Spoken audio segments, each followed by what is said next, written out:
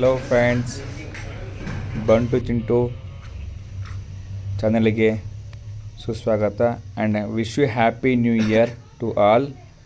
Actually ತುಂಬ ದಿವಸದ ಮೇಲೆ ಬರ್ತಾಯಿದ್ದೀವಿ ನಾವು.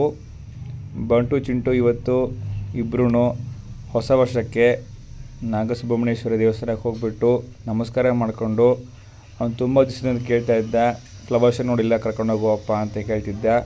ಹಾಗಾಗಿ ನಾನು ಕರ್ಕೊಂಡು ಹೋಗಿದ್ದೆ. ಇವತ್ತು ನನಗೂ ಹುಷಾರಿಲ್ಲ, ಆದರೂ ಸ್ವಲ್ಪ ಉತ್ತಮ ಅಂತ ಇವತ್ತು ಫ್ರೀ ಇದ್ದೆ, ಕರ್ಕೊಂಡೋಗಿದ್ದೆ.